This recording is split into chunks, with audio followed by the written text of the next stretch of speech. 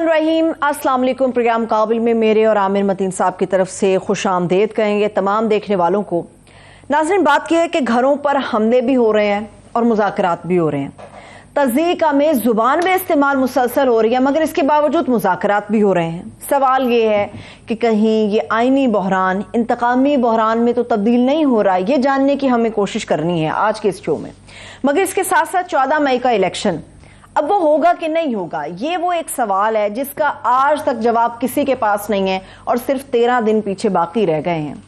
मुज़ाकरात का कल भी एक आखिरी दौर तकरीबन होने जा रहा है। अगर कल के मुज़ाकरात नाकाम होते हैं, अगर नाकाम होते हैं, तो इसकी वजूहात क्या होंगी, इसके ऊपर तो मैं बात करूंगी। जो आईनी और सियासी बहरान हमें पाकिस्तान के अंदर नजर आ रहा है, मगर इसके साथ साथ मौजूदा जो इत्तेहादी हुकूमत है उसके माथे का एक और बहुत बड़ा और खौफनाक किस्म का कलंक बन चुका है। गुज़िश्ता 11 महीनों में पाकिस्तान के अंदर सहाफ़ियों पर किस तरह से जुल्म और बर्बरियत रही है, इसके ऊपर फ्रीडम नेटवर्क ने अपनी एक बड़ी खौफनाक रिपोर्ट पब्लिश की है। वो कितनी नुकसानदेह साबित हो सकती है मौजूदा इत्तेहादी हुकूमत के लिए, इसके ऊपर भी हम बात करेंगे। आमिर साहब, इब्तदाइया शायद मुख्तसर है, मगर इसके अंदर जो तफसील है वो बड़ी खौफनाक है, बड़ी हौलनाक है। आप हमेशा मुझसे एक शिकवा करते हैं कि मैं हमेशा ये पूछती हूँ 14 मई के इंतखाब का, आज भी यही है। सियासतदान आज लेबर डे पर सियासत करते रहे, इलेक्शंस का क्या होगा, मुल्क का क्या होगा, बहरान हल होगा नहीं होगा। ये जो आपने इब्तदाइये से पहले जो स्टेटमेंट सुनाई हैं, जो ये जावेद लतीफ़ साहब फरमा रहे थे, अभी ख्वाजा साहब ने छोड़ दिया है, मरियम बीबी जो गैंग ऑफ 3 की बातें कर रही हैं, एहसन इकबाल साहब और जो जावेद लतीफ़ साहब के टेररिस्टों के साथ बात नहीं हो सकती। ख्वाजा से सफ़र मारे हैं कि जनाब ये एक ढकोसला है बातचीत, ये क्या है, क्यों कर रहे हैं बातचीत, हमें कोई इंटरेस्टेड नहीं है, ये हुज्जत पूरी कर रहे हैं। उन्होंने सो मैनी वर्ड्स कह दिया, उसके बावजूद पता नहीं क्यों ये एक गुफ्तगू का सिलसिला जारी है। पता नहीं क्यों ये सुप्रीम कोर्ट ने वो कह रहे हैं जी हमारे पे गन रख के करवाई जा रही है बातें, दोनों पार्टियां कह रही हैं, दोनों पार्टियां कह रही हैं, तो ये क्यों की जा रही है। तो मैं अभी तक जो समझ रहा था उसकी कि हो जाएंगे, वो मेरी तमाम उम्मीदें चीफ जस्टिस साहब की तरफ थी कि वो जिस तरीके से उन्होंने ये फ़ैसला दिया था पहले कि जनाब ये 14 मई को होंगे, तो मुझे लगता था कि वो खड़े हो गए हैं। मगर with due respect to chief justice जो है, वो एतजाज़ असम ने जो वो कर्नेलियस के बारे में फूक डाली हुई थी ना, वो हवा भर दी थी, वो हवा निकलती नज़र आ रही है। वो इसलिए कि अभी लेटेस्ट सिचुएशन क्या है कि 14 मई को इलेक्शन ना होने की 2-3 क्लियरली वजूहत आ गई हैं। पहली तो ये है कि नून लीग ने वर्चुअली पार्शली तकरीबन बाइकआउट कर दिया है। उन्होंने जो 20 तारीख तक आखिरी तारीख थी जब निशान के लिए अप्लाई करना है, उनके कैंडिडेट्स ने नॉमिनेशन पेपर्स फाइल किए हैं मगर निशान अलॉट नहीं किए हुए हैं, और वो बड़े मज़ा खेज़ निशान हुए हैं और बड़े सिंबॉलिक हुए हैं। फॉर एग्ज़ाम्पल, उन्होंने पता नहीं किसी ने आज काफ़ी सोशल मीडिया पे मजाक भी उड़ाया जा रहा है कि मरियम बीबी को बाय वो 3-3 4-4 हल्कों से हमजा वो लड़ रहे हैं, उनको तंदूर का निशान दिया गया है। तो क्या इसमें क्या है? नहीं, वो पता नहीं जो है खवातीन के मतलब कह देते हैं, जो है कुछ लोग कह रहे थे जी ये किचन की तरफ ले जा रहे हैं। तो हमजा शहबाज जो है उनको किश्ती का दिया गया है कि वो 2-4 किश्तियों में सवार रहते हैं, तो वो 2 किश्तियों में रह रहे हैं। ताड़ साहब को वो झूला दिया गया है। तो ये एक, मगर फैक्ट संजीदा बात ये है कि अभी चूँकि निशान की वो डेट एक तो गुजर गई है, तो ये अब दूसरा एक इसके अंदर अहम पहलू ये है कि ये ना जो थी कि गवर्नमेंट की तरफ से, इलेक्शन कमीशन की तरफ से, स्टेट बैंक की तरफ से, एग्जैक की तरफ से, कैबिनेट की तरफ से, पार्लियामेंट की तरफ से, ये 25 ना हो चुकी है। ये स्ट्रेच करते करते करते आज 1 तारीख मई की आ गई है, जो नहीं आना चाहिए थी। अगर फैसला करना था चीफ जस्टिस साहब ने, तो आज से हफ्ता पहले कर देना चाहिए था कि जो भी कि जनाब ये नहीं ना कर रहे हैं तो उसके ये कॉन्सिक्वेंसेज है। 27 तारीख कट ऑफ डेट थी कि जिसके पे उम्मीद की जा रही थी कि अगर उन्होंने फैसला करना है, क्योंकि ये वो तारीख थी जब 27 अप्रैल जब इलेक्शन कमीशन को पैसे चाहिए थे कि अब इसके पास, क्योंकि आज 27 के बाद भी 4-5 दिन गुजर गए हैं, तो उनके पास एक बड़ा एक जवाब बन चुका है कि मजीद 14 मई से आपने हमें लेट पैसे दिए। सो ये 14 मई से आगे तारीख तो अब लीगली कानूनन तौर पे शायद आगे जाती हुई नज़र आ रही है। मजीद ये है कि जो नून लीग का ये, अब पता नहीं मुझे कि ये जो उनके खिलाफ जो बयानात आ रहे हैं चीफ जस्टिस साहब के, उसकी वजह से ये फूंक निकली हुई है उनके गुब्बारे में से, कर्नेलियस वाले जो मैं कह रहा हूँ, हाँ। या डर गए हैं या उनको कोई धमकाया जा रहा है, मगर जिस तरीके से कानून के मुताबिक जो जिस राह पे वो चले थे वो वहाँ से थोड़े से हटते हुए नजर आ रहे थे। अदालत एक स्टेप पीछे जा चुकी हुई है। इस वक्त याद रहे कि 2 कॉन्स्टिट्यूशनल पिटिशंस हैं, एक का नंबर है 5, एक का नंबर है 9। ये लोग मिक्सअप कर रहे हैं। कॉन्स्टिट्यूशन नंबर 5 है कि 14 मई को इलेक्शन होनी है, उसकी इम्प्लीमेंटेशन करवानी है। और कॉन्स्टिट्यूशनल पिटिशन नंबर है 9 है कि जनाब एक दिन इलेक्शन करने के लिए, ये बातचीत का अमल 9 से निकला है कि जनाब आपस में बैठ जाएं, पंचायती फैसला कर लें। और ये सारा फोकस इस पे आ गया है कि पंचायती फैसले की तरफ आ गया है। जो पहले की पिटिशन है ओरिजिनल 5 वाली, नंबर 5 जो है, जो इस पे था कि इलेक्शन को इम्प्लीमेंट करवाना, उसका कोई जिक्र नहीं है, पेशरफ्त नहीं, बल्कि डिले हो चुकी है। अदालत को चाहिए था 27 तक का भी इंतजार नहीं करना, क्लियरली वो बार बार मैं कहता हूँ कि पंजाबी का लतीफ़ा है कि चोरी सफर ना ही समझिए, ये ना वो 25 दफा ना हो चुकी है, इसमें कोई शक नहीं रह गया। तो अभी तक का इंतजार नहीं करना चाहिए था, अगर फैसला करना तो पहले कर देना चाहिए था। अभी भी कि वो उनको ज़बरदस्ती, कोई कह रहा है जी गन पॉइंट रखा हुआ है, कोई कह रहा है जनाब ये हुज्जत पूरी कर रहे हैं, और अभी भी वो इंतज़ार हो रहा है। तो उनको अगर ये फैसला करना था तो कर देना चाहिए था। अभी जो है वो इलेक्शन कमीशन पहले तो जो है क्लियरली अपनी जानबदारी की वजह से डेट्स चेंज कर रहा था और हर किस्म की रुकावट खड़ी कर रहा था। अब उनके पास एक जेन्युइन जवाब बन गया हुआ है कि जनाब हमें 27 को पैसे चाहिए थे, आज पहली हो गई है, तो ये 14 से तो एक हफ्ता तो आगे करे। अच्छा, एक तासुर ये भी होता है आमिर साहब के इलेक्शन कमीशन को ऑलरेडी फंड्स मुहैया किए जा चुके होते हैं, उनमें से इस्तेमाल हो सकता है जब मौजूदा तारीख आती है तो फिर इलेक्शन कमीशन को मजीद फंड दिए जा सकते हैं। अगर इलेक्शन कमीशन के पास अपने इख्तियारात थे और होते हैं कि वो सारा कुछ सुप्रीम कोर्ट की जरूरत ही नहीं रहती, उन्होंने वो इख्तियारात इस्तेमाल नहीं किए, बहाने लगाए गए, वरना पहले ये नौबत ही नहीं आती थी कि इलेक्शन कमीशन कहे और गवर्नमेंट ऑफ द डे ना करे। ये तो सब मिली जुली गेम हो रही है ना, गेम हो रही है। अब ये है कि सुली तौर पे अगर तो कानून देखना है, आइन देखना है, तो फिर अगर इलेक्शन की इम्प्लीमेंटेशन होनी चाहिए, 14 मई को इलेक्शन करवाना चाहिए। देखें, कोई भी पॉलिटिकल पार्टी अफोर्ड नहीं करती है कि वो इलेक्टोरल प्रोसेस से बाहर हो। सही है। अब जिस तरह इन्होंने ये इस पर अभी भी मफरूज़ा ये है कि अब जब हम नहीं कराएंगे, बाइकआउट करेंगे, वर्चुअल बाइकआउट कर दिया है, तो उसके बाद इलेक्शन तो फिर हो नहीं होंगे, क्योंकि 70 के अंदर बाइकआउट हुआ था, पहली स्टेज पे नहीं हुआ था, जब सूबाई असम्बलियों का शुरू हुआ था उस वक्त बाइकआउट हो गया था, फिर मार्चला लग गया था। तो लोगों के जहन में है वो प्रेशर, ये प्रेशर याद रहे कि PTI ने भी ये मफरूज़ा ये पाला था कि हम जब असम्बलियों से इलेक्शन रिजाइन कर देंगे तो इतना प्रेशर बनेगा कि जनाब वो करनी पड़ जाएगी। वो मफरूज़ा उनका गलत निकला, क्योंकि एस्टेब्लिशमेंट का कोई मूड नहीं था और कानूनी और आईनी जवाब कोई नहीं था। लिहाजा 1 साल पूरा गुजर गया है शहबाज शरीफ की गवर्नमेंट को, तो अभी भी अगर आइन और कानून के मुताबिक देखा जाए तो ये इलेक्शन होता है, कोई बाइकआउट करता है कर जाए। उन्होंने ऑलरेडी जो है उनको लड़ना भी पड़ा, मगर ये याद रखिए उन्होंने पूरा बाइकआउट नहीं किया, उन्होंने नॉमिनेशन पेपर जरूर करवाए हुए हैं, सिर्फ पार्टी के टिकट नहीं दिए। इसकी वजह से किसी को किश्ती, किसी को तंदूर, किसी को आलू, किसी को छुरी प्याज, ये तमाम जो है ना लवाजमात के निशान मिल गए हुए हैं। ये माजी में हुआ है। 1985 में फॉर एग्जांपल बेनज़ीर भुट्टो, उन्होंने नॉन पार्टी इलेक्शंस थे तो उन्होंने बाइकआउट किया था, तो वो बाद में मुझे खुद मौका मिला मैं उनसे पूछने का, उन्होंने कहा वो गलती थी हमारी बाइकआउट से, किसी सियासी पार्टी को बाइकआउट कभी भी इलेक्शन का नहीं करना चाहिए। चाहे 1997 में उनको 17 सीटें मिली, उन्होंने उसमें की। 2002 में नून लीग ने बड़ी छोटी अपोजिशन थी, वो बिल्कुल अपोजिशन की। 85 में एक अपोजिशन ज़ियाउल हक की हैंड पिक्ड असम्बली थी, उसमें भी बड़ी एक मैं कह रहा हूँ अच्छी अपोजिशन वहाँ भी बन गई थी।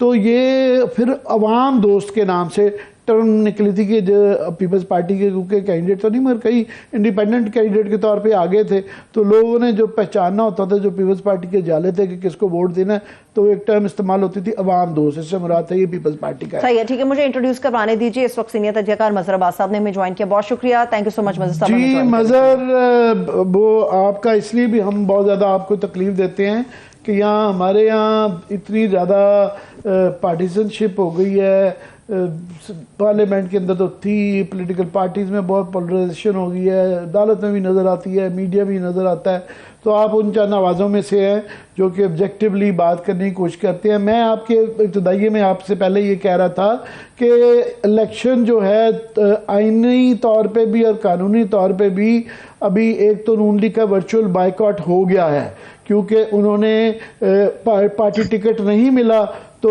उनको इंडिपेंडेंट निशान मिले हैं, मगर उन्होंने ये चांस नहीं लिया कि बिल्कुल बाइकआउट, नॉमिनेशन पेपर ज़रूर फाइल करवाए हैं, पहली बात। दूसरा जो है ये 27 कट ऑफ डेट थी जिसके बाद इलेक्शन कमीशन को पैसे जाने चाहिए, तो अदालत से भी जो उम्मीद थी कि जनाब जो एतजाज हसन जैसे लोग कह रहे थे और जूरिस्ट कह रहे थे कि ये इम्प्लीमेंटेशन करवाएंगे, तो वो भी पीछे हट गए हैं। ये डायलॉग वाली पिटिशन के ऊपर ज़्यादा बात हो रही है और जो इम्प्लीमेंटेशन वाली थी, जो कॉन्स्टिट्यूशनल पिटिशन 5 नंबर थी, उसका कोई जिक्र नहीं हो रहा। आप कैसे देख रहे हैं? शुक्रिया। देखिए, मुझे बिल्कुल सही, अभी मैं सुन रहा था आपको कि उस वक्त जब 85 में भी अवाम दोस्त पीपल्स पार्टी के लड़े थे और 79 और 83 के जो लोकल बॉडीज इलेक्शन से वो भी अवाम दोस्त के उससे लड़े थे और वो अच्छी खासी तादाद में जीते भी थे। जैसे कराची में MQM जो थी वो हक परस्त के तौर पे लड़ी थी, हक परस्त के नाम से, और दीगर जमातों ने अपना एक सिंबल, मुख्तलिफ सिंबल बना लिए थे उन्होंने, और वो भी ठीक है कि बेनज़ीर भुट्टो ने 85 के इलेक्शंस में पार्टिसिपेट, MRD ने पार्टिसिपेट नहीं किया था तो उसको रिग्रेट किया था उन्होंने।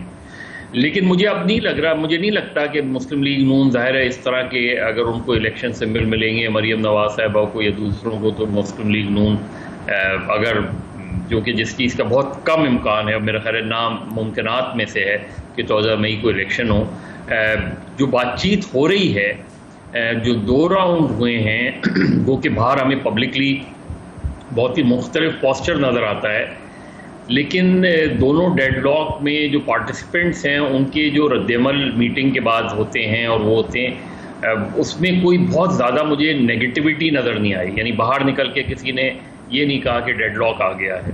इवन हद तो ये है कि जो चौधरी परवेज़ इलाही के घर पे छापा पड़ा इतने कई घंटे तक, उसके बाद भी, उसके फ़ौरन बाद भी शाह महमूद कुरैशी और इसहाक डार के दरमियान गुफ्तगू हुई।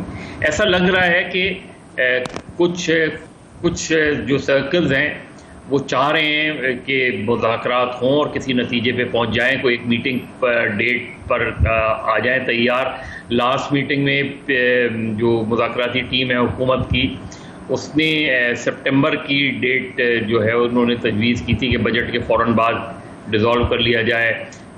अभी इमरान खान का पब्लिक पोस्चर तो यही आया कि 14 मई से पहले असम्बलियाँ डिज़ोल्व कर लें, लेकिन मेरा ख्याल है मुज़ाकरात की टीम जब बैठेगी कल, तो उसमें, और कल मुज़ाकरात होना बहुत पॉजिटिव है क्योंकि PTI ने परवेज़ इलाही के घर पे छापे के बाद मुज़ाकरात मुअत्तल नहीं किए और वफाकी हुकूमत ने भी अपने आप को डिस्टेंस किया उस रेट से, तो साइन ऑफ पॉजिटिविटी नज़र आ रही है इसमें, लेकिन बीच में रुकावटें हैं बहुत।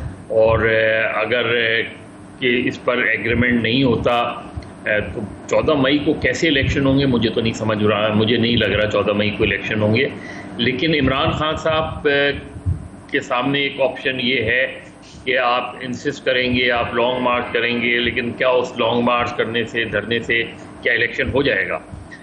मेरे ख्याल में जो उनकी मुज़ाकराती टीम है, अगर उसके सामने ये ऑप्शन भी रखा जाता है जो गवर्नमेंट प्रपोज कर रही है, तब भी इमरान खान को नुकसान नहीं है किसी भी ऑप्शन में। किसी भी ऑप्शन में अक्टूबर से पहले या अक्टूबर में, इवन अक्टूबर में अगर इलेक्शन होते हैं तो इमरान खान, एक मरतबा आप इलेक्शन में गए, सारी जमातें इलेक्शन में गई, एग्रीमेंट इलेक्शन की डेट पर हो गया, तो फिर जो है वो इमरान खान के लिए जो है वो, क्योंकि वो तो ऑलरेडी ग्राउंड पे है, वो तो ऑलरेडी कैंपेन पे है। मजहर वो जो सितंबर का कहा जा रहा है, ख्वाजा आसिफ ने भी ये कहा कि ये सितंबर से डर रहे हैं, और उनका इशारा ये था कि सितंबर में क्योंकि मौजूदा चीफ जस्टिस चले जाएंगे तो शायद चीफ जस्टिस के बदलने के बाद उनका ख्याल है कि सारी जो लगाई गई है चेस बोर्ड जो है वो बदल जाएगा, शायद उनकी परमानेंट नाअहली नवाज शरीफ साहब की ख़त्म हो जाएगी। तो ये सितंबर की जो अहमियत है वो इस वजह से दोहराई जा रही है कि ये मफरूज़े हैं। मगर दो चीज़ें मैं आपसे पूछना चाहता हूँ, एक तो ये जो आप जी पहले फरमाइए। आमिर देखें, नवाज शरीफ साहब की अव्वल तो नाअहली ख़त्म होती है या नहीं होती इसके बारे में तो नहीं कह सकते, लेकिन आमतौर पे हम जब ये बना लेते हैं कि ये अगर चीफ जस्टिस आ गए तो शायद सूरत हाल में बड़ी तब्दीली आ जाएगी। एक मरतबा चीफ जस्टिस बन जाता है, जिस तरह एक मरतबा आर्मी चीफ बन जाता है तो फिर वो चीफ होता है, वो चीफ जस्टिस होता है, वो आर्मी चीफ होता है। काजी फायज़ ईसा के बारे में भले आप किसी का कोई परसेप्शन हो, लेकिन जब वो चीफ जस्टिस बनेंगे तो मेरा ख्याल है वो बहुत मुख्तलिफ चीफ जस्टिस भी हो सकते हैं, साबित हो सकते हैं। फियर क्या है मेरा, अगर फ़र्ज़ करें नवाज शरीफ बहाल हो जाते हैं, फ़र्ज़ करें नवाज शरीफ की नाअहली ख़त्म हो जाती है, तो क्या होगा? तो क्या इमरान खान की मकबूलियत जो है वो, क्या इमरान खान की मकबूलियत माइनस नवाज शरीफ है सिर्फ? हाँ, नवाज शरीफ आएंगे तो मुस्लिम लीग नून में ज़रूर एक जान पड़ेगी, एक वो आ जाती है, लेकिन ये भी मफरूज़ा है ना कि नवाज शरीफ फायज़ ईसा आ गए तो नवाज शरीफ बहाल हो जाएंगे। एक मफरूज़े की बुनियाद पर जो है वो नहीं बनाया जा सकता। आपकी स्ट्रेंथ ये होती है कि आपकी स्ट्रेंथ है आपके पीछे लोग हैं, कम वोट में कोई भी आ जाए सामने आपके पीछे लोग हैं। तो मेरा ख्याल है PTI को किसी भी तरीके से, अगर PTI ने ये टॉक्स या किसी एग्रीमेंट पे नहीं पहुंचती PTI उनके साथ, तो फिर PTI को इसलिए नुकसान ज़्यादा हो जाएगा कि फिर इलेक्शन तो अक्टूबर से आगे भी जा सकता है। फिर आप क्या करें? तो मैं आपसे एग्री करता हूं कि अक्टूबर में कोई ऐसी चीज़, जब तक जो मुल्क के हालात हैं इक़्तिसादी तौर पे ख़ास तौर पे, कोई लगता नहीं है कि इससे कुछ जो उनकी वेव चल रही है उसमें कोई बड़ी दरार आएगी।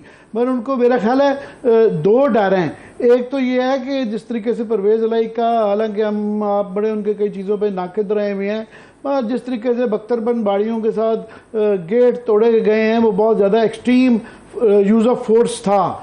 तो ये डर है कि ये जिस नहज पे ये बातें चली गई हैं कि गोलियां भी चलती हैं, गेट भी तोड़े जा रहे हैं, गिरफ्तारियां भी बहुत एक्सेसिव यूज़ ऑफ फोर्स, तो उस पर डर है कि ये पता नहीं इंतहा इसकी कहाँ तक जा रही है, पहली बात।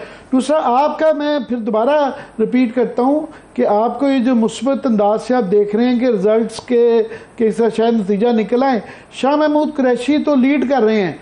मुझे तो नहीं उनकी स्टेटमेंट से आज कोई ऐसी मुस्बत बात नजर आई। वो कह रहे हैं जी कल हम अदालत में जाके कह देंगे कि जनाब हमारा कोई तस्वीया नहीं हो रहा। तो मुझे उनके अंदाज से कोई मुस्बत पहलू नहीं नजर आया। देखिए, फवाद चौधरी भी हार्ड लाइन लिए वो शायद और ज़्यादा हार्ड लाइन लिए हुए हैं लॉन्ग मार्च की, इमरान खान साहब ने भी। तो फिर कल मुज़ाकरात पे क्यों जा रहे हैं? अगर ये सारी बातें हैं तो PTI की जानिब से ये ऐलान क्यों नहीं आ रहा कि हम मुज़ाकरात नहीं कर रहे हैं? नहीं, वो उनका कहना ये है कि जनाब जिस तरह ख्वाजा आसिफ साहब ने कहा हुज्जत कि वो अदालत में, क्योंकि ये कहावत, ये हुक्म अदालत के बुनियाद पर ये पंचायती मुलाकात करवाई जा रही है, तो ये नहीं चाह रहे कि अदालत में ये कहा जाएगा नहीं हमने मुलाकात के लिए कोशिश नहीं की। दोनों तरफ से हुज्जत भी पूरी की जा रही है। देखें आमिर, मुझे उसके बावजूद फ़र्ज़ करें ये डेडलॉक हो जाता है, ख़त्म हो जाता है, क्या PTI ये समझ रही है सीरियसली कि 14 मई को इलेक्शन हो जाएंगे? अगर वो इस मुज़ाकरात से बाहर आ जाते हैं, जाके कल कह देते हैं कि जी मुज़ाकरात नाकाम हो गए, वो नहीं मान रहे, तो PDM तो ये कहेगी कि जी हमने तो उनके सामने एक प्रपोज़ल रखा था, अभी तो उसका जवाब आना था। हमने प्रपोज़ल रखा था कि जी बजट के बाद हम वो कर देते हैं और सितंबर में इलेक्शन करा देते हैं, तो हमने तो कट ऑफ डेट दी थी, इनको प्रपोज़ की थी, इन्हें जवाब देना था आज। अब मुझे नहीं पता अगर वो ये पोजीशन लेते हैं, PTI पोजीशन लेती है, तो क्या उसके बाद जो इलेक्शन मशीनरी है, क्या फाइनेंसेस हो जाएंगे, क्या सिक्योरिटी आ जाएगी, ये सारी चीज़ें हो जाएंगी? हो जाती हैं तो ठीक है, एक जमात अगर तो जिस तरह आप फरमा रहे हैं कि ज़मीनी हक़ाइक़ देखें और लॉजिस्टिक्स देखें, पैसे का ना देखें, वो कट ऑफ डेट्स क्योंकि गुजर चुकी हुई हैं और बाइकआउट को पार्शल उनके जो देखें तो नहीं लगता कि यहाँ पे इलेक्शन होंगे। मगर सबसे ज़्यादा जो इसका बोझ है वो तो फिर अदालत पे आ गया ना। जब ये रवायत अगर बन जाएगी एक दफ़ा कि एक मेजॉरिटी पार्टी, हालांकि उसकी मेजॉरिटी भी वहाँ पे अपोजिशन के बगैर है, लूली लंगड़ी कौमी असम्बली आप कह लें, उसके उनकी मर्ज़ी है कि इलेक्शन उन्होंने नहीं करवाने, तो ये तो फिर आइंदा ऐसा ही रहेगा। फिर हर पार्टी यही किया करेगी कि जब उनकी टर्म पूरी होने को कहेगी वो कि जी पैसे नहीं देने, और सारा कुछ घूम फिर के बोझ तो फिर सुप्रीम कोर्ट पे आ जाएगा। चाहे जिस वजह से भी वो इसको फैसला नहीं कर रहे, चाहे उनकी बेंच के ऊपर सवाल आते हैं, उनकी नीयत के ऊपर सवाल आते हैं, अभी जलसों में बहुत बड़े बड़े इल्ज़ाम लग रहे हैं, ultimately buck stops at the supreme court. बिल्कुल, बहुत ज़्यादा मेरा ख्याल है आमिर, इतनी ये पिछले मतलब इस साल हम कह सकते हैं 2023 में, हालांकि आइन का 50वां साल है, लेकिन इस साल जो भी चीज़ें हुई हैं वो इतनी गलत रवायात हमने कायम की हैं, इतनी गलत सियासी रवायात कायम की हैं कि जो आइंदा आने वाले वक्तों में उस वक्त की अपोजिशन को ज़्यादा हर्ट करेगी। शायद जो आज गवर्नमेंट है वो उस वक्त अपोजिशन में, और उस वक्त की गवर्नमेंट यही जो जिस तरह आप बात कह रहे हैं कि वो यही हरबे इस्तेमाल कर सकती है। तो मेरा ख्याल है हमने इस साल कोई अच्छी सियासी रवायात कायम नहीं की। किसी एक पार्टी को ब्लेम करने की ज़रूरत नहीं, हर तरफ यही नज़र आ रहा है। और अब भी मैं ये समझता हूँ, मुझे नहीं पता कि कल क्या फॉर्मली क्या होगा, क्योंकि वो अदरवाइज़ तो केस जो है वो दूसरा है केस, वो तो प्रोसीजरल, वो जो बिल पास हुआ है उसके हवाले से है। लेकिन कहीं ना कहीं या तो ये प्रेशर टैक्टिक्स है कि मुज़ाकरात की टेबल के जाने से पहले जो होता है आमतौर पे हमने देखा है एक प्रेशर बिल्ड किया जा रहा है, एक दोनों तरफ से, इधर से ख्वाजा आसिफ वगैरह बोल रहे हैं। देखिए आज अभी मैं आसमा शिराजी के प्रोग्राम में नवीद खबर को सुन रहा था, वो बहुत गार्डेड बोल रहे थे, उन्होंने वो ऑप्टिमिस्टिक थे, उन्होंने कहा कि मुझे ये ठीक है बाहर गुफ्तगू हो रही है सारी, लेकिन मैं ऐसी कोई गुफ्तगू नहीं करना चाहूँगा जिससे मुज़ाकराती अमल जो है मुतासिर हो। बहुत अच्छी आपने सही बात की निशानदेही की है कि इसमें गौर करने की बात ये भी है कि पीपल्स पार्टी ने पार्टी टिकट्स दे के पंजाब के अंदर जो हैं अपने नॉमिनेशन पेपर्स फाइल किए हैं। सो वहाँ पे अगर एक कन्फ्यूजन होगा कि नून लीग का पता ही नहीं चलेगा कि कैंडिडेट कौन है, तो पीपल्स पार्टी अगर इलेक्शन हो जाते हैं, जो कि बहुत बड़ा है, मगर अगर हो जाते हैं तो पीपल्स पार्टी, दूसरा पीपल्स पार्टी की एक हिस्ट्री भी है, उनके अंदर आप मुझसे ज़्यादा जानते हैं काफ़ी बड़ा तबका है जो कि आइन के ख़िलाफ़ जाते हुए वो बहरहाल नाला हैं, मतलब रज़ा रब्बानीज़ ऑफ द वर्ल्ड बिल्कुल खामोश हैं, और ये नहीं अजूम किया जा सकता कि वो खुश होंगे। तो ये पीपल्स पार्टी की ये वाली समझ आती है। दूसरा जो मैं आपसे पूछना चाह रहा हूँ, बीच में ये तो समझ आती है जिस तरह आप कह रहे हैं कि दरमियानी रास्ता निकला, एक दो माह ये आगे चल जाएं, एक दो माह पीछे आ जाएं, छोड़ दें, ये पोस्टरिंग जिस किस्म की भी की जा रही है। पर यहाँ नून लीग का तो लगता है वो अक्टूबर में भी इलेक्शन नहीं चाहते हैं, वो तो साफ कहते हैं कि अक्टूबर में भी इलेक्शन नहीं है। वो इसलिए नज़र आ रहा है क्योंकि नवाज शरीफ का कोई वो नहीं नज़र आ रहा, कि नवाज शरीफ का कमबैक नज़र नहीं आ रहा। और मुझे नहीं लगता कि अगर पंजाब में इलेक्शंस होते हैं और नवाज शरीफ की नाअहली नहीं ख़त्म होती तो नवाज शरीफ वापस आएंगे। वो गालिबन सिर्फ उस सूरत में आएंगे जहां उन्हें ये लग रहा होगा कि उनकी नाअहली ख़त्म हो जाएगी, अदरवाइज़ वो ये रिस्क नहीं लेंगे। दो वजह से नहीं लेंगे, एक तो अगर इलेक्शन में जा रहे हैं तो आपको नहीं पता कि जो है इमरान खान जीत जाएंगे, और जीतेंगे भी कितनी मेजॉरिटी से जीतेंगे। दूसरी ये कि नून लीग का काउंटर बयानिया क्या होगा। इवन फ़र्ज़ करें अगर ये एग्रीमेंट हो जाता है कि सितंबर में इलेक्शन हो, लेकिन नवाज शरीफ बहाल नहीं होते, तो फिर नून लीग या मरियम नवाज साहिबा कौन सा बयानिया लेके उन इलेक्शन में जाएंगी।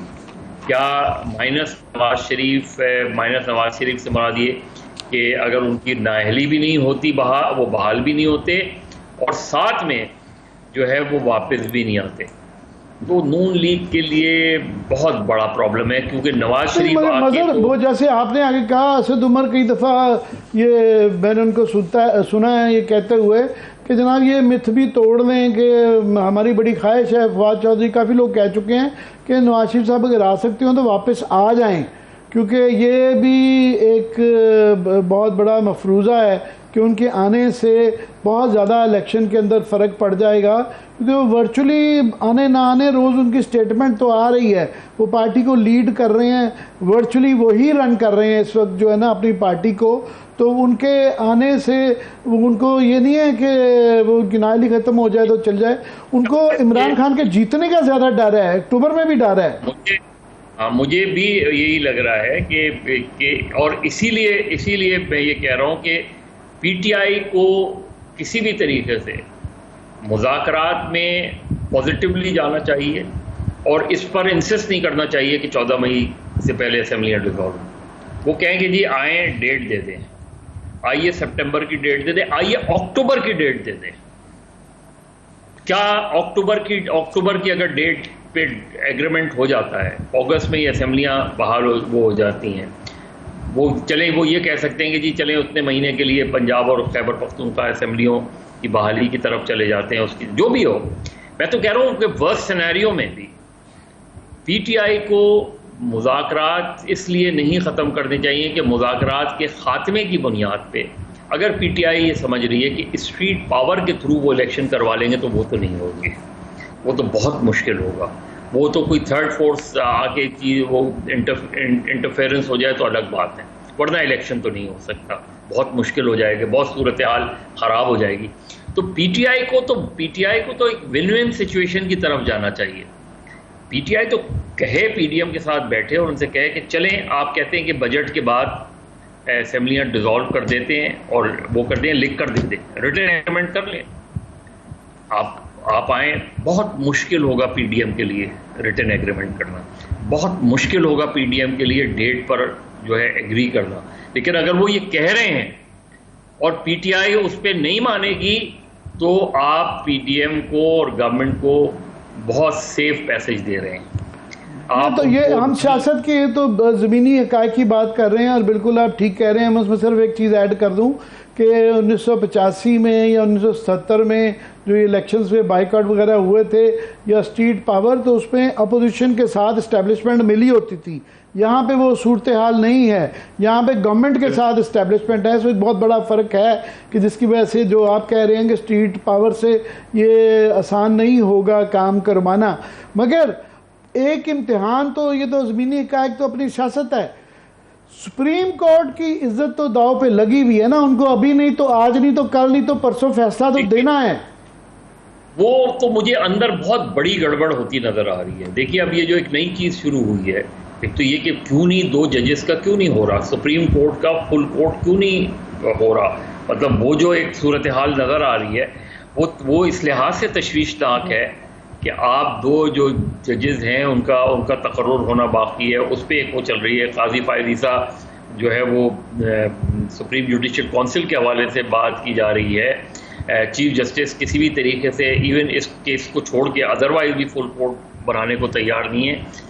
तो सुप्रीम कोर्ट में सूरत हाल तो मुझे जो आउटसाइड सुप्रीम कोर्ट सियासी जमातों से ज़्यादा ख़तरनाक नज़र आ रही है, क्योंकि सुप्रीम कोर्ट अगर इस तरह तकसीम हुई और इस तरह की चीज़ें हुई तो ये तो बहुत ज़्यादा डिज़ास्टरस सिचुएशन है। तो सुप्रीम कोर्ट अगर अपने फ़ैसले पे अमल नहीं करवा पाती 14 मई के, जो कि हमें बादी नज़र में नज़र आ रहा है, हो सकता है कि कोई ऐसी चीज़ आए कि वो करवा लें, लेकिन अगर नहीं करवा पाती तो फिर तो चीफ जस्टिस के लिए बहुत मुश्किल हो जाएगी सूरत हाल।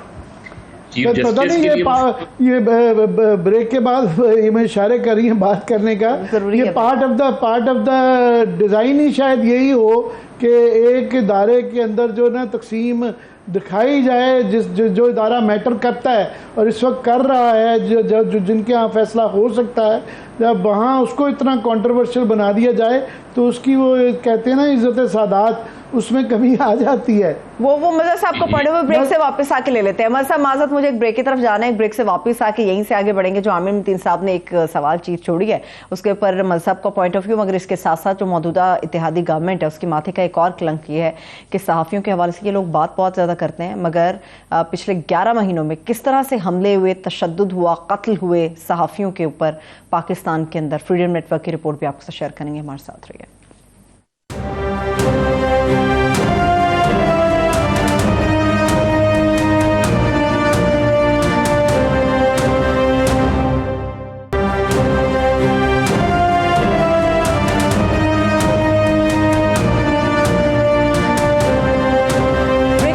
से प्रोग्राम में आपको खुशामदीद कहेंगे। मजहर साहब हमारे साथ मौजूद है। जी आमिर साहब। जी मजहर, एक इसके अंदर एक और बड़ा अहम पहलू है कि आगे जून में बजट आ रहा है। बजट इस वक्त बहुत ज़्यादा इम्पोर्टेंट इसलिए भी हो जाता है कि हमारा सारा कुछ रुका हुआ जो इक़्तिसादी बहरान चल रहा है वो IMF की डील के साथ है, लिंक्ड है, और उनके लिए बड़ा इम्पोर्टेंट। एक तो वैसे बजट बनाना बड़ा मुश्किल काम होगा कि ये आया नई गवर्नमेंट को बनाना चाहिए, केयर टेकर को बनाना चाहिए या इस गवर्नमेंट को बनाना चाहिए। दूसरा, क्या IMF को एक्सेप्टेबल होगा कि उसके लिए भी ये आपस में पार्टियों का, जिस तरह फरमा रहे हैं कि बहुत ज़रूरी है कि डायलॉग का कोई नतीजा निकल आए। बिल्कुल ये ज़रूरी है। देखिए, आप ऑलरेडी चीज़ें बहुत लेट हो गई हैं। जो भी अगली गवर्नमेंट आएगी उस पर बिल्कुल वो कहते हैं ना कि जो है वो सूरत हाल उसके लिए बहुत ज़्यादा पेचीदा होगी। और मेरा ख्याल है IMF इसलिए भी थोड़ा सा रुक रहा है कि वो ये देखना चाह रहा है कि ये पॉलिटिकल सिचुएशन, ये ऊँट किस करवट बैठता है। और अगर इलेक्शन की डेट अनाउंस होती है, एग्रीमेंट होता है, तो देखिए इकोनॉमी एकदम, आप स्टॉक मार्केट भी देख लेंगे, आपको अंदाज़ा हो जाएगा। क्योंकि लोगों में अब ये बहुत ज़रूरी है कि उनके अंदर ये बेचैनी है कि हम जा किस तरफ रहे हैं, पॉलिटिकल स्टेबिलिटी आएगी भी नहीं आएगी, इलेक्शन में जा रहे हैं नहीं जा रहे हैं, इलेक्शन अक्टूबर में भी होंगे या नहीं होंगे। अब फिर इसमें long march, Supreme Court, divided Supreme Court, military establishment का जो रोल है उसके हवाले से एक ऐसा ब्रेकडाउन ऑफ द सिस्टम नज़र आ रहा है कि अगर इसको जोड़ने की कोशिश नहीं की गई तो एक तो बजट आसान नहीं होगा, जितना भी, चाहे आप इलेक्शन, आखिरी बजट है ज़ाहिर है इस गवर्नमेंट का। मुझे नहीं लगता कि IMF के साथ इनकी चीज़ें सेटल हो पाएंगी अनटिल अनलेस ये सिचुएशन नहीं होती, कहीं सेटल डाउन नहीं होती। इसलिए कि वो आप कैसे IMF को गारंटी देंगे कि जी अभी अगर जून में फ़र्ज़ करें IMF के साथ जाते हैं और फ़ौरन ही आपकी असेंबली डिज़ोल्व भी होगी, ये एग्रीमेंट हो जाता है कि बजट के फ़ौरन बाद, तो ये तो PDM की गवर्नमेंट चाहेगी कि वो ऐसा बजट दे कि जिसमें लोगों की तनख्वाहों में इजाफा हो जाए, बहुत से रिलीफ दे दें। वो इस कंडीशन में तो पॉसिबल नहीं नज़र आ रहा। तो इसीलिए मुस्लिम लीग नून को ये वाज़े नज़र आ रहा है कि किसी भी तरीके, अभी इलेक्शन हो या आज से 2-3 महीने बाद इलेक्शन हो, मरीम नवाज़ साहिबा या नवाज़ शरीफ वाला बयानिया इस वक्त कम से कम नहीं चलता नज़र आ रहा। हाँ, कोई चीज़ें होती हैं, नवाज़ शरीफ की नाअहली ख़त्म हो जाती है, नवाज़ शरीफ वापस आ जाते हैं, तो यकीनी तौर पे मुस्लिम लीग नून के को बूस्ट मिलेगा। क्योंकि इस वक्त अब मरीम नवाज़ साहिबा ट्रम्प कार्ड नहीं है। अब वाहिद मुस्लिम लीग नून के लिए जो कार्ड है वो नवाज़ शरीफ है। अब वो किस हद तक आकर मुस्लिम लीग नून को खड़ा कर सकते हैं वो एक अलग बात है। लेकिन जितना भी नवाज़ शरीफ बिल्कुल उनकी बहाली के बाद, मैं फिर ये कह रहा हूँ, बहुत मुश्किल सूरत हाल में, मुझे आज भी समझ में नहीं आता कि PDM ने ये सारी एक्सरसाइज क्यों की। मुझे आज भी नहीं समझ में आता कि वोट ऑफ नो कॉन्फिडेंस। वैसे काफ़ी लोगों को समझ तो आता है कि अपने मुकदमात और अपने असासे और ये सारे जो केसेस थे, ये एक वाला बहुत बड़ा फैक्टर था। इसीलिए पार्टी के अंदर जिनको ये प्रॉब्लम्स नहीं थी, जिन पे केसेस नहीं है, जिस तरह शाहिद खाकान अब्बासी जो हैं, वो क्लियरली नाला नज़र आते हैं कि उनको वो मिफ्ता की उन्होंने वजारत नहीं ली थी, मगर वो बहुत ज़्यादा हेल्प कर रहे थे और ट्रैक पे चीज़ें थी। तो वो उनके जो ये गुस्से आ रहे हैं, इल्ज़ाम लगा रहे हैं कि आटे में खाए गए, वो नज़र आता है कि ये काफ़ी लोग खुल के और आपसे हमसे प्राइवेटली बात करते हैं कि वो नाला हैं इस फैसले पे। आमिर, वो केसेस दोबारा रिवाइव हो सकते हैं, वो इंक्वायरीज दोबारा रिवाइव हो सकती है अनटिल अनलेस फाइलें गायब हो जाएं। जो आसिफ जरदारी के ज़माने में हुआ था, केसेस तो देखें, जब एक नई गवर्नमेंट बनाएगी, नया कानून लेकर आ जाएगी, फर्ज करें इमरान खान को बड़ी मेजॉरिटी मिल जाती है, वो कॉन्स्टिट्यूशनल अमेंडमेंट, बहुत सी चीज़ें इमरान खान के लिए आसान यकीनी तौर पे नहीं होगा। पॉलिटिकल आप उस पर चले जाएं तो अलग बात है, लेकिन इमरान खान के लिए भी सबसे पहला चैलेंज तो इकोनॉमिक चैलेंज होगा। क्या उनके पास कोई इकोनॉमिक प्लान है अपना इस वक्त की सिचुएशन का? क्या उनके पास अपनी रिफॉर्म्स हैं? क्योंकि उन्होंने माजी में जब 2018 में कहा था, तो जब हुकूमत में आए तो पता चला कोई भी रिफॉर्म पैकेज उनके पास नहीं था। वो हुकूमत में आने के बाद उन्होंने ये सारी तैयारियां शुरू की थी, इसीलिए इतनी तब्दीलियां की थी। तो PDM जो है इस वक्त पीडीएम के लिए बहुत बड़ा चैलेंज है। आप कब तक इलेक्शन से भागेंगे? बिल्कुल सही कह रहे हैं। मैं आपसे सियासी एक दो और भी करना चाहूँगा, मगर मैंने कहा पहले हम अपनी बात कर लें कम्युनिटी की। मैं भी थोड़ी बहुत हमेशा सहाफ़ती जो मसाइल होते हैं उसके अंदर शमूलियत का करता रहा हूँ, मगर आपकी काविश बहुत ज़्यादा आपने वक्त दिया है सहाफ़ती कॉजेज़ के ऊपर, और मैं देख रहा था आपने बहुत अच्छी बातें की। और ये फ्रीडम नेटवर्क की जो रिपोर्ट आई है, ये हमें अंदाज़ा तो था ही कि आपने हमने 2-3 मार्शल लॉ भी भुगताए, बड़ा बड़ा जुल्म देखा। पर मुझे तो ऐसा जो अभी है, जिस तरह कत्लो गारत और जिस तरीके से बेहूदगी जो है जिनसी हरास की और कत्ल अरशद शरीफ, ये इस पे ये दौर ऐसा मैंने नहीं था देखा। आप रोशनी डालें इस पे ज़रा। देखिए आमिर, हमें मेरा ख्याल है ये एक बहुत इम्पॉर्टेंट डिबेट हमें करनी पड़ेगी। देखिए सोशल मीडिया जो है वो इजहार राय का एक बहुत मौसर ज़रिया है, लेकिन मेरे नुक्ते नज़र से वो सहाफ़त को रिप्लेस नहीं कर सकता। यानी रिप्लेस से मैं मुराद वो नहीं कह रहा। देखिए आज़ादी सहाफ़त जो है, जब हम सहाफ़त कहते हैं तो उसमें एक एडिटोरियल कंट्रोल ज़रूर होता है, और एडिटोरियल ख़बरें फ़िल्टर होके जाती हैं, ख़बरें कहीं ना कहीं से फ़िल्टर होती हैं, एडिटोरियली फ़िल्टर होती हैं। उसके बाद और सोशल मीडिया एक इज़हार राय है, हर आदमी के पास सोशल मीडिया, हर आदमी उस पर अपनी राय का इज़हार कर सकता है, जो बहुत अच्छी बात है।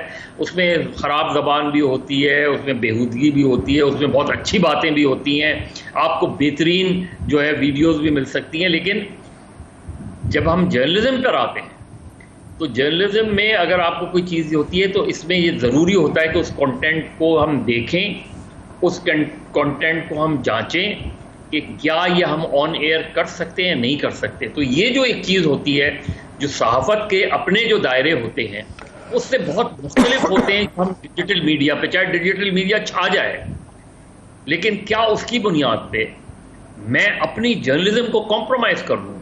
क्या मैं उस लहर में बह जाऊँ और उस जो जिम्मेदारी गैर जिम्मेदारी का मैं कहीं तयन ना करूं सिर्फ इस वजह से कि शायद मेरी रेटिंग नहीं आती? तो क्या मेरी रेटिंग नहीं आएगी तो मैं अपनी बेसिक जर्नलिस्टिक एथिक्स को कॉम्प्रोमाइज़ कर जाऊं?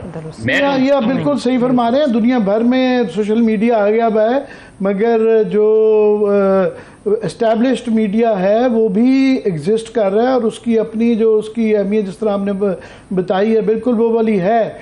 यहाँ पे मगर एक नुकसान ये भी हुआ है कि जो माजी में सियासी तहरीकें कामयाब मज़ामत की रहीं, जैसा कि MRD की मूवमेंट रही, उसमें सहाफ़ियों का बहुत ज़्यादा रोल था, बहुत फोर फ्रंट पे थे, कोड़े पड़े, जेलें खाई, सब कुछ था।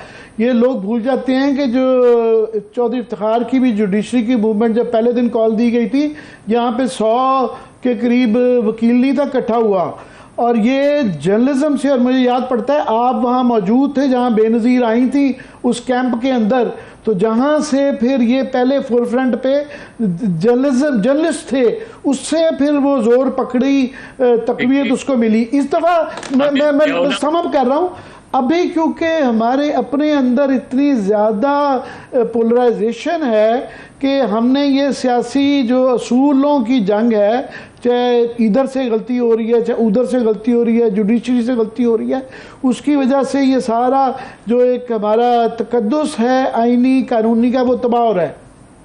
आमिर, दो चीज़ें हैं। देखिए, एक तो अयूब खान से लेके, ज़िया-उल-हक से लेके, मुशर्रफ से लेके जितने भी डिक्टेटर्स रहे हैं, सबसे पहले पॉलिटिकल पार्टी से पहले जर्नलिस्टों की मूवमेंट चली है।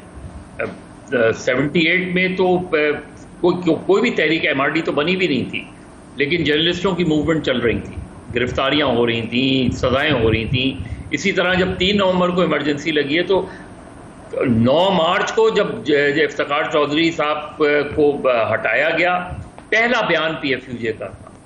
3 नवंबर को जब इमरजेंसी लगी, पहला बयान PFUJ का था, और तहरीक भी PFUJ ने उस वक्त चलाई थी। कहने का मकसद ये कि आज एक पोलराइजेशन है पॉलिटिकल, और अभी जब PFUJ की FSC का इजलास इस्लामाबाद में हुआ था, तो उसमें हमने इस चीज़ को, और ये इस्लामाबाद डिक्लेरेशन जो जारी हुआ उसमें ये इस बात का इयादा किया गया कि अगर पॉलिटिकल अनसर्टेनिटी रहती है तो पहली casualty freedom of the press होगा, क्योंकि अगर कोई भी एडवेंचर होता है तो उसका सबसे ज़्यादा शिकार इस गैर यकीनी सूरत हाल का। और ये भी हमने लिखा है कि ये जो पॉलिटिकल पोलराइजेशन है with in the media, political agenda setting है, उसका विक्टिम भी जर्नलिस्ट बन रहा है, उसका विक्टिम भी, क्योंकि आपकी पहचान वो हो जाती है कि ये फलां चैनल का है, अच्छा ये इस पार्टी का होगा, ये फलां चैनल का, अच्छा। इसके नतीजे में जर्नलिस्ट मारे भी जा रहे हैं, अटैक भी हो रहे हैं। ये फिगर्स चल रहे हैं, मैं दोहरा नहीं रहा, मगर ये नीचे जो फ्रीडम रिपोर्ट के अंदर जो जिस तरह के खौफनाक किस्म के फिगर्स हैं वो चल रहे हैं, प्लीज आप जारी रखिए। अभी बलूचिस्तान यूनियन ऑफ जर्नलिस्ट ने जो रिपोर्ट सबमिट की हमारी एफसी में, 41 जर्नलिस्ट मारे गए इस एक साल में नहीं, लेकिन 41 जर्नलिस्ट मारे गए। किसी एक जर्नलिस्ट का केस अदालत में नहीं है। जो 2-3 केसेस हम मिसाल देते हैं, जैसे वली खान बाबर के केस की मिसाल देते हैं, डैनियल पर्ल के केस की मिसाल देते हैं, उसके हमारी जिंदगी का सबसे बड़ा तो अरशद शरीफ का की शहादत है ना। शरीफ पे आ रहा हूँ, अरशद शरीफ पे हमने बाकायदा एक सेपरेट रेजोल्यूशन भी किया है और वर्ल्ड प्रेस फ्रीडम डे इस साल हमने डेडिकेट किया है टू अरशद शरीफ। और इसलिए किया है कि, और उसमें रेजोल्यूशन भी आपने देखा होगा, और इसलिए किया है हमने कि आप एक जर्नलिस्ट, ये इस्टेब्लिश फैक्ट है, और मुझे नहीं पता सुप्रीम कोर्ट ने इसका टेकअप किया था क्यों ताखीर की, क्यों ताखीर हो रही है। 2 मेंबर की फैक्ट फाइंडिंग मिशन की रिपोर्ट सबमिट होती है, वो दोनों मेंबर्स अपने इदारों से जो है वो सजा पा रहे हैं, दोनों को OSD कर दिया गया है। जो JIT बनी, उसके बाद आपने JIT बनाई, उस JIT की रिपोर्ट के बाद भी एक खामोशी है, तो सुप्रीम कोर्ट कर क्या रही है। अब आप खुदा के लिए किसी और कमीशन की ज़रूरत नहीं है, किसी जुडिशल कमीशन की ज़रूरत नहीं है, वो दोनों रिपोर्ट को सुप्रीम कोर्ट को असिस्ट करना चाहिए। उसमें निशानदेही हुई है, उसकी अब क्रिमिनल इन्वेस्टिगेशन हो गई है, ऑलमोस्ट चीज़ें पता चल गई हैं। उसके बाद भी अगर कुछ नहीं होता तो इसका मतलब ये होगा कि जिस तरीके से शुरू से लेके आज तक पाकिस्तान में जर्नलिस्टों के हवाले से इंटरनेशनल मीडिया वॉचडॉग ये कहते हैं कि पाकिस्तान में इम्प्यूनिटी के मामलात जो हैं, कि पाकिस्तान में जर्नलिस्टों के कत्ल जो है वो अदालतों तक नहीं पहुंचते। मेरा ख्याल है इस मुल्क के इदारों के हमारा एतबार नहीं रहा, वो बल्कि उसको कवर अप करने के लिए कर रहे हैं। जिस तरह आपने कहा, फैक्ट फाइंडिंग मिशन के अंदर सिर्फ एक फैक्ट जो आ गया, वो एक ऐसा चुका एक बयान जो है ना, उससे सारी स्टोरी खोल के रख दी है, और वो एक हफ्ते की भी मार भी नहीं है। अगर ढूंढना चाहें सोर्सेज को तो आपको भी शायद मालूम ही होगा कि हम अभी उसकी डिटेल नहीं शेयर कर सकते, पर अनकरीब हमें अच्छी खबर वहाँ से आ रही है जो कि ये दबाने की कोशिश कर रहे हैं। इनके लिए बड़ी मायूसी इनको होगी। बिल्कुल। मैं अब थोड़ा सा सहाफ़त से जो एक आधा सियासी सवाल रह गया, वो ये बड़े अरसे से ये चल रहा है, गोलियाँ चल रही हैं, हमले हो रहे हैं, और बहुत ज़्यादा एक हर दौर में रहा। मगर ये क्योंकि जैसी कैसी भी जमहूरियत है, जमहूरी दौर में जो एक्सेसिव यूज़ ऑफ फोर्स नज़र आती है, जलसों में इमरान खान के ऊपर अटैक हो गया, उसके बाद ये जो चौरिश परवेज़ लाई, कोई हम उनके इतने मद्दाह नहीं रहे हुए हैं, मगर जिस तरीके से गेट बख्तरबंद गाड़ी के साथ तोड़ा गया, ये सिविल केस है, करप्शन अभी प्रूव नहीं हुई, मगर ये क्रिमिनल या दहशत गर्दी का कोई केस नहीं था कि सिविल उसके ऊपर जाके इस तरीके से एक 3 टाइम चीफ मिनिस्टर का घर के दरवाजे तोड़े गए। ये बहुत ज़्यादा इंतहा नहीं है? नहीं, बिल्कुल इंतहा है। जिस तरह हमने उस वक्त भी ये बात की थी जब मरियम नवाज साहिबा के होटल पे वो हुआ था, उनके कमरे में घुसने की कोशिश की गई थी। देखिए, हम अच्छी मिसालें नहीं कायम कर रहे, यानी आप किसी के साथ हुआ है तो इसका ये मतलब नहीं कि वो दूसरे के साथ भी करे। ये जो कुछ हुआ है, जो चौधरी परवेज़ इलाही के घर पे हुआ है, 8 घंटे एंटी करप्शन का मुकदमा, एंटी करप्शन के उस मुकदमे में आप क्या चाह रहे थे? क्या अंदर कोई दहशतगर्द घुसे हुए थे? क्या अंदर कोई असला रिकवर हुआ? कोई हैंड ग्रेनेड उन्होंने जमा किए हुए थे? चौधरी परवेज़ इलाही नहीं आ रहे थे तो कानूनी तौर पे उनके नॉन बेलेबल वारंट इशू करवा देते, आप जाते उनके। वर्स्ट सिनेरियो में भी ये कभी नहीं देखा गया कि इस तरीके से बख्तरबंद गाड़ी आके उनके दरवाज़ों से टकरा रही है। इस पे सज़ा होनी चाहिए, इस पे उन अफसरान के ख़िलाफ़ कार्रवाई होनी चाहिए, इसका जवाब देना चाहिए इंटरम चीफ मिनिस्टर को भी। ये सिर्फ काफ़ी नहीं है कि जी मैं तो सूबे में नहीं था। क्या सूबे में आप नहीं थे तो क्या आप सूबे के चीफ मिनिस्टर नहीं थे? इंफॉर्मेशन मिनिस्टर और इंटीरियर मिनिस्टर को पंजाब के उनको बताना चाहिए ये हुआ क्या है, क्या इस चीज़ की, क्या कभी भी किसी भी एंटी करप्शन डिपार्टमेंट की पूरी तारीख उठा लें, उसकी पूरी तारीख में क्या इस तरह का वक्त चौधरी परवेज इलाही, जिस तरह आपने कहा कि उनके दौर में जब इमरान खान को दोनों चोर डाकू कहा करते थे, इमरान खान की अपने दौरे हुकूमत में उनके 2-2.5 साल उनसे बातचीत बंद थी, इनकी उनसे बातचीत बंद थी। वो सारी चीज़ें अपनी जगह हैं, लेकिन ये मिसाल अगर आप कायम करेंगे, बगावत के मुकदमात की मिसालें आप कायम करेंगे, वही मिसालें आप कायम करेंगे जो इमरान खान की हुकूमत ने नून लीग के साथ उनके साथ किया, तो इसका मतलब ये है कि आप इंतकाम लेना चाह रहे हैं। तो अगर आप इंतकाम लेंगे, कल वो आएगा, वो आपसे इंतकाम लेगा। हमने 1990 की दहाई में देखा ये टिट फॉर टैट होता था कि एक हुकूमत जाती थी तो जब दूसरी आती थी तो असद ज़रदारी साहब की ज़ुबान के ऊपर वो ज़ख्म डाल दिया जाता था, फिर वो आते थे तो वो भी इसी तरह का सिलसिला। मगर ये एक बड़ी नया लेवल है इस दफ़ा जो है टिट फॉर टैट का, एक बड़ा नया लेवल है। जिस तरह आप सही फरमा रहे थे, इमरान खान के दौर में भी काफ़ी ज़्यादतियाँ हुई, राना सनाउल्लाह वाला हम सारे कहते रहे कि बिल्कुल ये जाली केस है, कुछ उनसे भी कोताहियाँ हुई, ठीक ठाक कोताहियाँ हुई साफ़ियों के ऊपर ख़ास तौर पे। बाद में ये ब्लेम नहीं किया जा सकता था कि जी कोई और कर रहा था, ये आज के लोग भी यही कहेंगे कि हम तो थे ही नहीं, ये तो कोई और कर रहा था।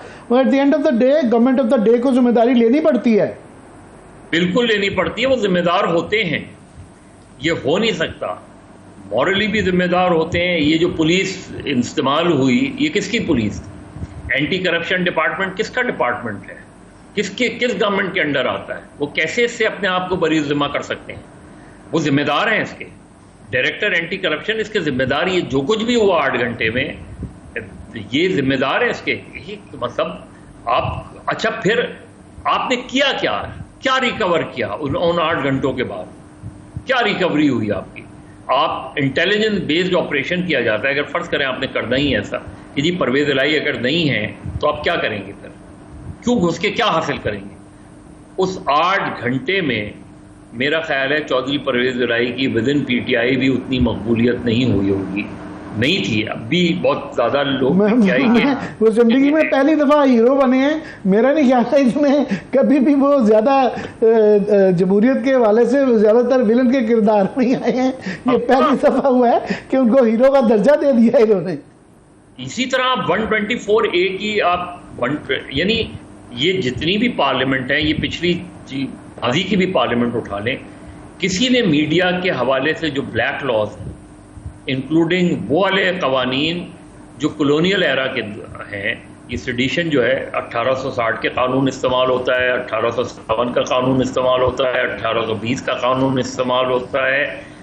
वो कवानीन जो अंग्रेज़ ने जो है तहरीक आज़ादी को कुचलने के लिए किए थे, वो आज के मीडिया पर अप्लाई किए जाते हैं, वो आज के मीडिया को उसके ज़रिए दबाने की कोशिश की जाती है। तो हमारा माइंडसेट जो है वो कॉलोनियल माइंडसेट है। मैं लास्टली मगर आपका फ़ायदा उठाते हुए, क्योंकि हमारी तरह आप भी जो है सियासी तारीख के स्टूडेंट रहे हुए हैं और आपने सारे ये दौर हम सब ने इकट्ठे मिलकर देखे हुए हैं, तो यहाँ पे 1990 की दहाई में एक चीज़ होती थी 58(2)B। तो जब भी कोई इस्टेब्लिशमेंट का गवर्नमेंट के साथ क्लैश होता था वो इस्तेमाल होती थी, गवर्नमेंट को घर भेज दिया जाता था। दूसरा एक तरीका होता था मार्शल लॉ, कि मार्शल लॉ लगा के आप इमरजेंसी लगाएं और पैकअप कर दें। अभी ये जो मॉडल है ये एक यूनिक नया मॉडल है। यहाँ पाकिस्तान में सारे तजर्बे हो चुके हुए हैं कि यहाँ पे वो 62(1)F दरमियान में इस्तेमाल होना शुरू हुआ था। अभी आइन के अंदर तो कोई चीज़ रह नहीं गई है, मगर आइन भी है, जमहूरियत भी है और ये सब कुछ भी चल रहा है। ये 184(3) क्या किस तरह इस्तेमाल किया गया है इफ्तिखार चौधरी साहब के दौर से आज तक? ये 58(2)B की एक नई शक्ल हमें नजर आई। आप 184(3) देखें, आप उस जगह इस्तेमाल करते हैं जहां किसी को कोई इंसाफ नहीं मिल रहा। 184(3) उस जगह इस्तेमाल करते हैं कि जहां आपको नज़र आता है कि एक आदमी जाता है, उसको कहीं कोई इंसाफ नहीं मिल रहा, इंसाफ कहीं वो मायूस है, 15-15 साल से उसके मुकदमे, वहाँ पे 184(3) हमने पॉलिटिकली आप पिछले देख लें, आप जितने भी केसेस देख लें, आप इस केस में भी देख लें, क्या इसमें सुओ मोटो की ज़रूरत थी?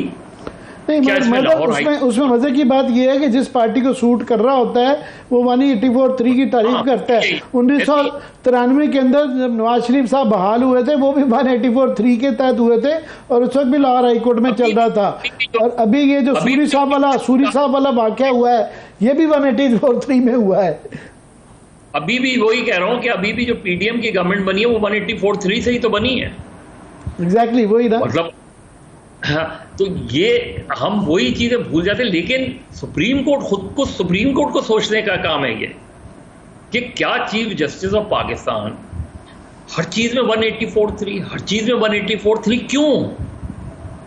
यानी ऑलरेडी, और क्या जो पिटिशनर है उसको इंसाफ नहीं मिल रहा था लाहौर हाई कोर्ट में? मैं थोड़ा सा इस पे बताऊं, ये अगर कभी कभी कोई गुंजाइश थी 184(3) की, मेरा ख्याल है हाँ, बेंच बनाने के वो जो मसला इस्लाहात है वो चल रहा है। 1-1.5 महीना हो गया था कि 90 डे की शिक पूरी नहीं की जा रही थी। लाहौर हाई कोर्ट जो है 1-1 हफ्ते की पेशियां दे रहा था और पेशावर हाई कोर्ट 2-2 हफ्ते की पेशियां दे रहा था। तो वो मेरे जैसे राज्य से लोग भी कह रहे थे कि सुप्रीम कोर्ट को एक्शन लेना चाहिए, मगर वो नहीं आमिर, उसमें उसका एक्शन क्या होता? चीफ जस्टिस डायरेक्शन देते लाहौर हाई कोर्ट के आप विद इन अ वीक इस केस को कंप्लीट करें।